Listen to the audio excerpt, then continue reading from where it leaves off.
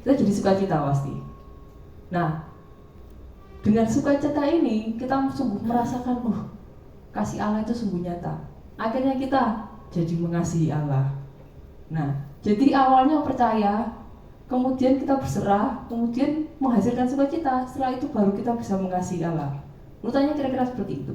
Nah, yang mungkin kita semua ini sama-sama Kristen memang ya. Semua ini pengikut Kristus, sama-sama gereja, bahkan gerejanya banyak yang sama.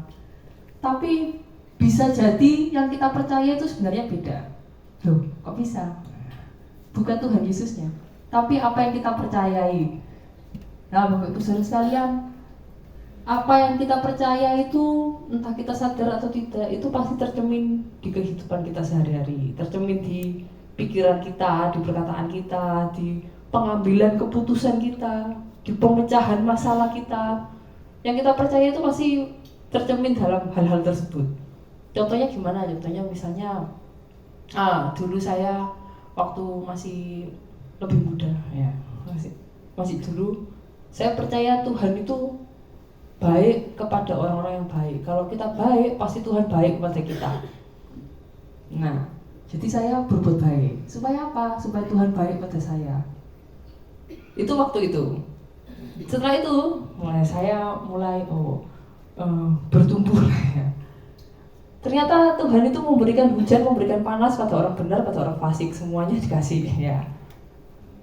Jadinya saya sekarang berbuat baik karena Tuhan sudah baik sama saya, bukan supaya Tuhan baik sama saya. Atau misalnya gini, ada yang percaya pelayanan itu kita melakukan pelayanan di gereja atau pelayanan di mana-mana supaya Tuhan memberkati. Mungkin banyak saudara kalian ketemu pelayan-pelayan Tuhan di luar sana dengan kepercayaan kalau saya melayani saya diberkati, kemudian tidak diberkati atau dikecewakan oleh rekan pelayanannya, akhirnya ceklek. Nah, itu kepercayaannya dia yang tercermin dalam kehidupannya dia. Lalu kita pelayanan itu kenapa kita melayani Tuhan? Karena Tuhan sudah lebih dulu melayani kita. Jadi bagaimanapun pelayanannya atau ada kendala atau apapun, kita tetap melayani. Kenapa? Karena Tuhan sudah melayani kita. Jadi yang kita lakukan di kehidupan sehari-hari kita itu sesuai kepercayaan kita. Atau mungkin contoh gampangnya, kita percaya Tuhan menyembuhkan, amin? Nah, mungkin ada yang berbeda. Ada beberapa orang yang ya Tuhan menyembuhkan melalui obat-obatan. Kalau saya minum ini, Tuhan menyertai dokter, menyertai obat. Setelah dengan melalui ini kita sembuh. Nah, ada yang seperti itu. Ada yang percaya pokoknya aku berdoa, aku sembuh. Nah, yang kita percaya ini, yang kita lakukan. Nah, gitu. Atau ada yang percaya kita mengampuni karena pembalasan adalah hak Tuhan. Terus mari ngono orang sing diampuni iki kok gak dibalas-balas, kok tambah enak uripe Tuhan. Akhirnya makal-makal dhewe ya. Nah, itu jadinya makalnya itu hasil percayanya kita tadi itu, karena percaya seperti itu. Padahal kita mengampuni supaya apa? Supaya dosa kita sendiri diampuni sama Tuhan. Jadi nggak ngurus orang yang tadi ini gimana hidupnya ya, entahlah. Nah, kepercayaan kita ini bisa berbeda-beda itu. Biasanya sesuai lingkungan atau pengetahuan atau juga yang kita alami bersama Tuhan. Nah, ini tadi yang awal tadi kan kita percaya dulu, berangkatnya dari situ percaya. Kemudian kita berserah kepada Tuhan. Kalau kita percaya kepada Tuhan, kita berserah. Ukuran berserah kita itu sama dengan ukuran percaya kita. Kalau percayanya separuh, berserahnya ya separuh. Kalau percayanya sedikit, berserahnya ya sedikit. Kalau percaya penuh, berserahnya juga penuh. Nah, itu tadi menghasilkan sukacita. Kita bisa buka bersama-sama di Filipi 4 pasal 6, Filipi pasal 4 ayat 6 sampai 7. Dibaca bersama-sama yuk, biar nggak ngantuk. Surat Filipi pasal 4 ayat 6 sampai 7.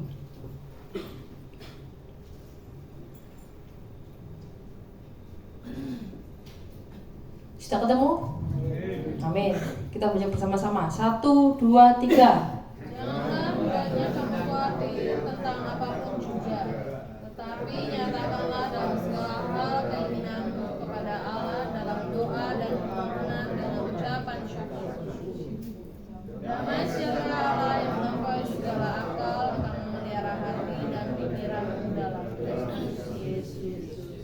Amin. Nah, kalau kita percaya Tuhan, jadinya kita nggak mungkin khawatir, jelas ya kan. Kalau kita sudah merasakan tidak khawatir itu, akhirnya dapat damai sejahtera yang nggak masuk akal itu tadi. Sukacita damai sejahtera yang nggak masuk akal. Entah ini perkara selesai atau tidak, entah ini apalah, itu tetap damai sejahtera sampai nggak masuk akal. Jadi berserah itu, saudara sekalian, melihatnya bukan lagi saya harus betulin ini dalam hidup saya, harus betulin ini dalam hidup saya harus betulin ini, hal-hal ini yang harus dibenahi. Itu kabeh kudu diatur ben toto ya. Sing noto awake dhewe ya. Itu tidak berserah karena kita masih mau mengontrol hidup kita.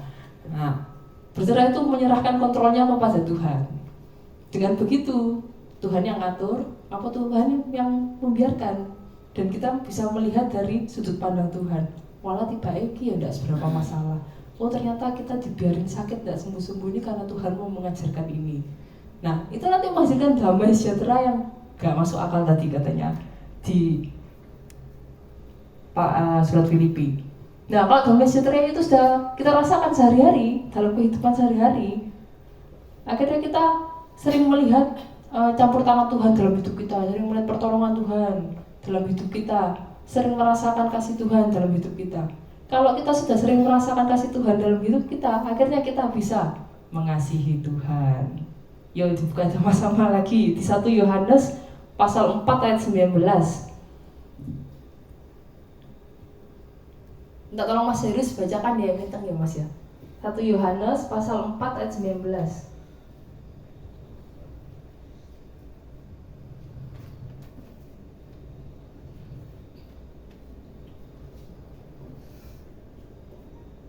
Yohanes pasal 4 ayat 19, kita mengasihi karena Allah lebih dahulu mengasihi kita.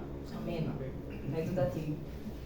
Setelah kita berserah, kita bersukacita damai sejahtera karena merasakan kasih Tuhan, sering sekali mengalami kasih Tuhan, akhirnya kita bisa mengasihi Tuhan. Amin. Amin. Nah, jadi startnya tadi percaya, kemudian sampai kita bisa mengasihi Tuhan. Karena kalau kita tidak mengalami kasih Tuhan, tidak mungkin kita bisa mengasihi Tuhan.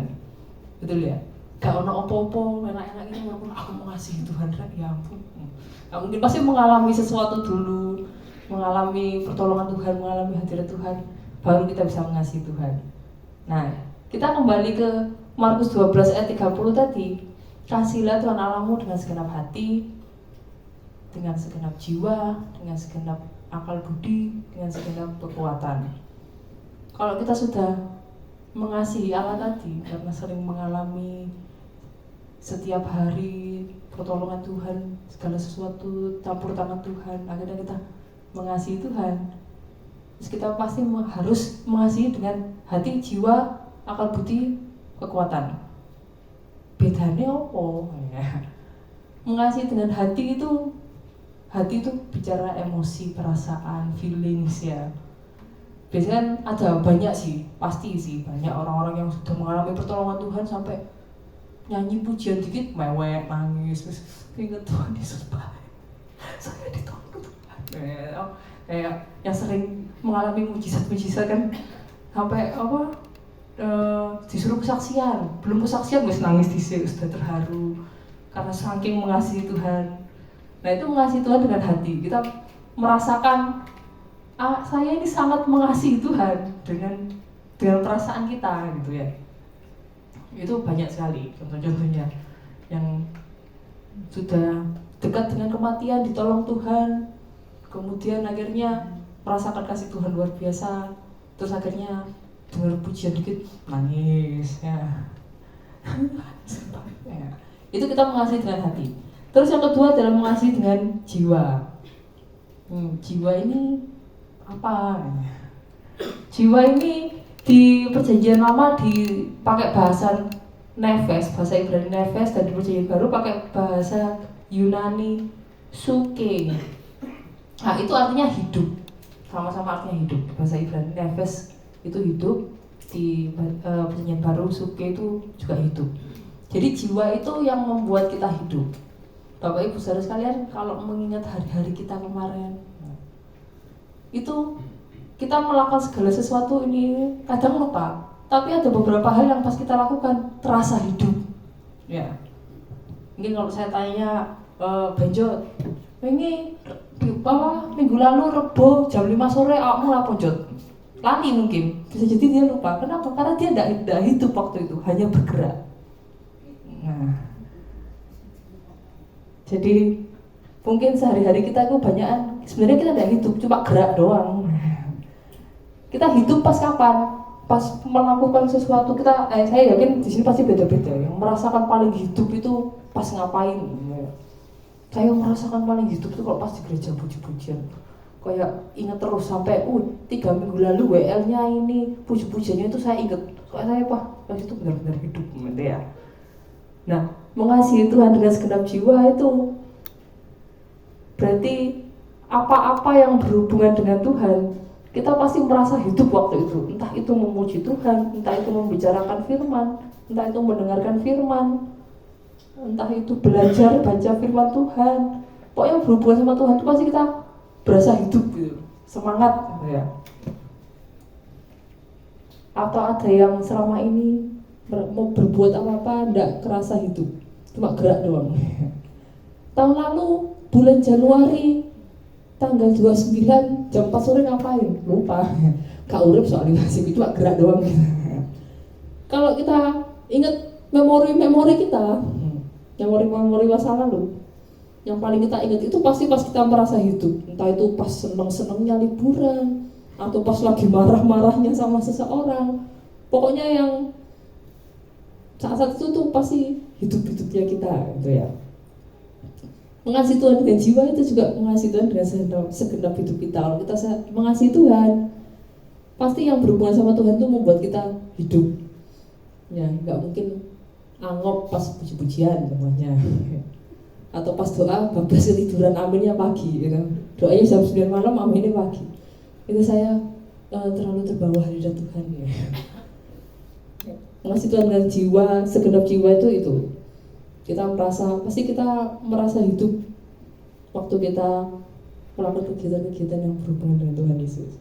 Nah, mengasihi Tuhan dengan akal budi itu ya yang mungkin paling sering bapak-bapak lakukan. Ya mungkin ibu-ibu juga kayak belajar Alkitab di YouTube, TikTok ini sejarahnya kayak gini, teologinya kayak gini ya.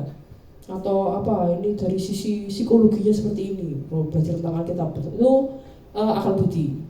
Jadi kalau kayak orang yang mengasihi Tuhan hanya dengan hati, memuji Tuhan langsung terharu langsung, saya mengasihi Tuhan. Tapi tidak dengan akal budi, pasti tanyain, Tritunggali apa toh?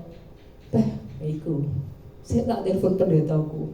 Apa saya tak takokno chat GPT ya. Jadi mengasihi itu harus dengan semuanya, harus dengan hati, harus dengan jiwa, dengan akal budi. Jadi dengan akal budi juga itu. Pikiran ini kayak pikirin terus firman terus, Tuhan terus.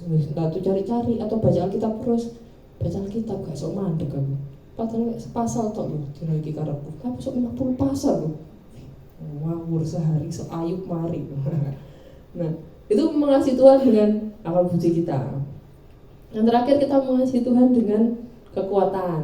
Nah, kekuatan benar-benar bicara fisik. Berarti ya kita mengasihi Tuhan dengan melakukan firman Tuhan. Jadi kita mengasihi Tuhan dengan pelayanan, dengan mengasihi sesama, dengan membantu. Pokoknya melakukan firman-firman Tuhan itu mengasihi Tuhan dengan kekuatan kita. Jadi kita harus mengasihi Tuhan dengan segenap hati. Apalagi hati? Jiwa, terus akal budi. Yang terakhir kekuatan. Nah, kalau kita sudah mengasihi Tuhan, ini semua kita sudah memperbuat hukum yang terutama, yang nomor 1. Amin. Jadi awalnya nanti kalau ada yang perjalanan pulang tanya Pak Iwan, nanti firmannya apa? Nah, gampang saudara-saudara. Awalnya percaya dulu. Percaya ini menghasilkan berserah. Berserah ini menghasilkan damai, sejahtera, sukacita, sehingga kita merasakan kasih Tuhan. Setelah itu kita akan mengasihi Tuhan. Dan kalau kita sudah merasakan kasih Tuhan, entah itu baru mungkin awalnya cuma dari pikiran aja, kan ada toh yang belajar firman Tuhan, belajar Alkitab. Jadi iya bener ini, masuk akal ini. Itu kita jadi mengasihi Tuhan bisa. Awalnya mungkin dengan akal budi saja, tapi lama-lama bisa jadi dengan segenap jiwa, dengan segenap hati, dengan segenap kekuatan. Atau awalnya mungkin dengan hati saja karena sudah banyak pengalaman dengan Tuhan, sungguh-sungguh merasakan kasih Tuhan. Nanti lama-lama pasti mengasihi dengan kekuatan juga, mengasihi dengan akal budi juga, mengasihi dengan jiwa juga. Atau yang awalnya melakukan pelayanan atau melakukan apa itu cuma kebiasaan ya. Jadi cuma dengan kekuatan. Jadi kebiasaan ya aja orang tua aku melayani ya. Perkumpulan tuh ini ya di gereja. Tapi lama-lama pasti mengasihi Tuhan dengan hati, dengan jiwa, dengan akal budi juga. Jadi percaya awalnya itu pasti harus percaya dulu. Kalau tidak iso percaya pasti tidak bisa mengasihi. Amin. Kiranya Bapak Ibu Saudara sekalian pada malam hari ini diberkati oleh firman Tuhan sehingga kita semua, saya juga bisa melakukan hukum yang terutama dan yang utama dan yang pertama. Kiranya Tuhan memberkati saya dan Bu Esti untuk menutup doa. Mari kita tutup Alkitab kita.